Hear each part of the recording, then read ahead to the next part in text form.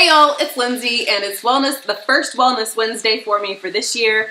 Second week of the year, 2019, and I'm ready to dive in. First things first, my hair is still wet from my shower like 4 hours ago, so we're just gonna ignore the fact that my hair looks like a drowned rat. Secondly, Lauren is down here on the floor with a snack, but she is a little bit discontent because I'm talking to you and not to her, and I'm not holding her, so please forgive the baby being a little bit more fussy than usual. I've got spinach back here on my stove. I'm gonna pour in some egg whites here once this is fully wilted. I'm trying to keep this somewhat fuel pull, but these are gonna stick. All right, maybe that'll soften the blow.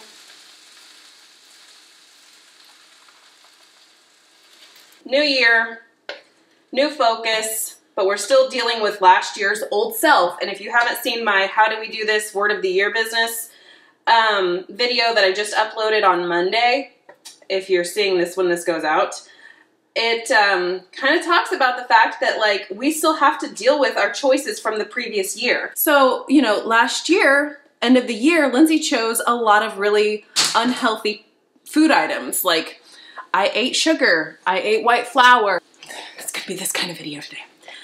I just didn't choose things that I knew would benefit my body, would benefit my health, would benefit my mood. I ate all the sugar all the time, and it's not okay. I tried occasionally to not eat the sugar, and it was still just, it was already in my bloodstream. So I got hooked on the drug of sugar. Now that we are back home, I am trying to think about those things that really kick-started my Trim Healthy Mama journey back in January 2016, which it's crazy to think that that's 3 years back. So can Mama tell the story? When I sat back and thought, like really dug deep into my memory bank and thought about what it was that I did initially when I jumped into Trim Healthy Mama and then slowly migrated over to keto in 2016, what was I doing that helped me be so successful? My first 2.5 weeks on Trim Healthy Mama, I dropped 14.5 pounds. That's crazy. My total weight loss when before I had gotten pregnant with Lauren was at 23 pounds, I believe, which was huge. Are you just really not gonna let Mama talk? All right. Stir our eggs. You know, egg whites and spinach are not much to look at, but they taste really good. All right. I think I was trying to pinpoint what worked well for me when we first kickstarted Trim Healthy Mama in January 2016. And I was really thinking about it. There were a few family situations that were totally different. Number one, we only had the 2 girls. Number 2, they were both sleeping through the night by that point, so I was sleeping through the night. And number 3, we were only in Caitlin's kindergarten year, so things were a lot less rigorous than what they are now for homeschooling. And so those sort of family dynamics were at play. I think those were a factor.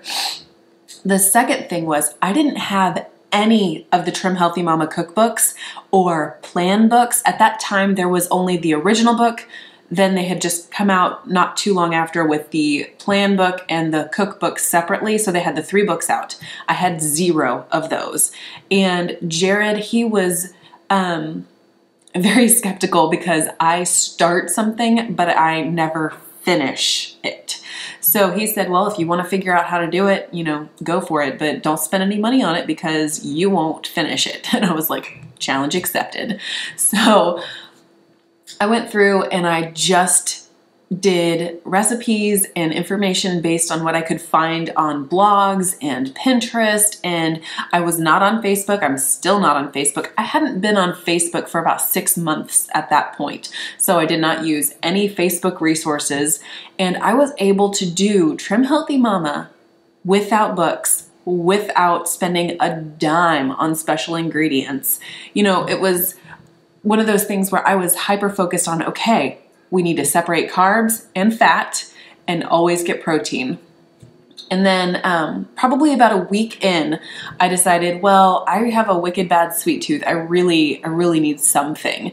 So I went in and got coconut flour, almond flour from Walmart, and I bought pure sweetener from Walmart as well. So I got just all grocery store available items, and I added in some mug cakes, like just the super basic fuel pull mug cakes. I tried out a few various things, and I was, we're really big on having sweets in the evening after the girls go to bed. Like, we're really big in that. And at this point, Jared was not doing any of the plan with me, no carb fat separation, no sugar types. He was still doing his regular food eating. So it was just me, and I would every evening make a fuel pull mug cake and top it up with some pure sweetened plain Greek yogurt. So I was having a fuel pull bedtime snack, and I did that for the first few weeks, and it worked beautifully. I was eating a ton more leafy green vegetables than I had been in the past. I was eating a whole lot more focused protein, not just like, well, here and there kind of a thing. I was not eating a lot of processed meats with like summer sausage, which happens to be a downfall for me. Cheese and summer sausage up here in Wisconsin, it's like a diet staple. And for me, I love that. But I wasn't doing much of that back in beginning of 2016. And I was so successful. And then I slowly noticed that I didn't feel very well eating all of the carbs with like quinoa and low fat. I felt like I was drained. So I switched over to keto, and I felt fantastic. Almost every morning I would have fried eggs and fried kale. Almost every morning. So I was getting a ton more variety in my leafy green selection, and I was getting good cholesterol, so my body wasn't producing as much cholesterol, which was a good thing. It was just a lot of really positive changes in my life. And then as Jared came on board, he, like, having the two of us do it together was super helpful, and he is still going strong with low carb. He also fell off the wagon a little bit this winter, but I'm sorry, I just lost my train of thought. We were doing it together, but he would also come and present to me ideas. Oh, and the reason why he even jumped on board was, oh, you're making, well, I was making skinny chocolate, but I wasn't really making skinny chocolate. And he, it was like the first version of Jared approved chocolate, Jack, if you will. So I offered him some of that, and he was like, well, if I can have this, then maybe that'll work. And so he jumped on board with me. My goodness, could I be rambling anymore? But the long and the short of it is, the more time that we spent on low carb or with Trim Healthy Mama or with keto, the more adventurous we became and the less focused we became, and the more we were trying to replace standard American diet foods with Trim Healthy Mama or keto friendly foods, which also meant that our intake of high quality vegetables went down some because we were eating more calories that were higher in heavy S fuels, so cheeses and dairy and nuts. And we were eating, so we had a lot less hunger for those vegetables. Let's land this plane. Today and moving forward, I am focusing on those basic root principles for Trim Healthy Mama. And I am still doing it Trim Healthy Mama style. I'm not doing keto right now because I need to support some of my endocrine system, and Lauren is still nursing, so I'm not trying to dry up my milk supply in any way. And having those healthy carbs that are slow burners really helps. So I am starting my day off with greens. That was a common theme the entire time I was doing keto or Trim Healthy Mama, always starting with my greens first thing in the morning.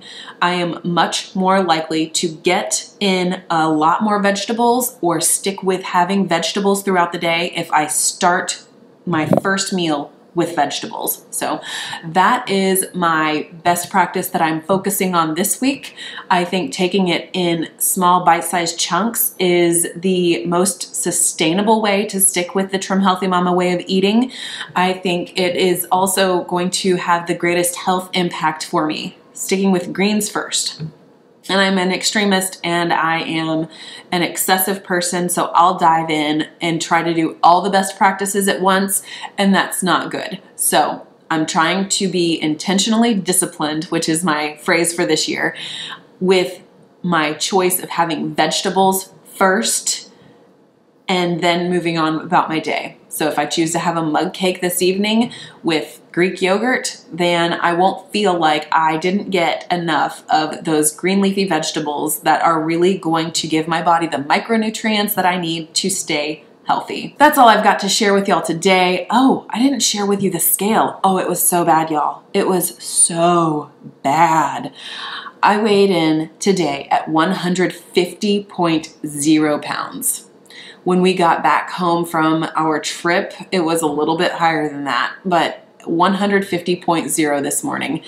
And it was borderline defeating because I knew I could have prevented that, but I didn't choose to. So here we are. I'm dealing with the consequences of those choices, even though I'm now intentional discipline Lindsey. So this is another part where that whole like just grace for your previous self in this new season comes into play. I would love to hear in the comment section how the first week of the year has gone for y'all.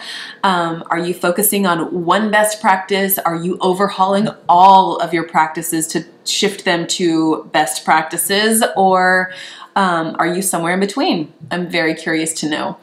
If you have not already subscribed, I would love for you to consider doing so. I really enjoy having these conversations with y'all. I'm not the best at getting back to comments in a timely manner, so I do ask for some grace on that front, but I do really enjoy having these conversations with y'all. So thank you so much for watching. I will see y'all in the next video.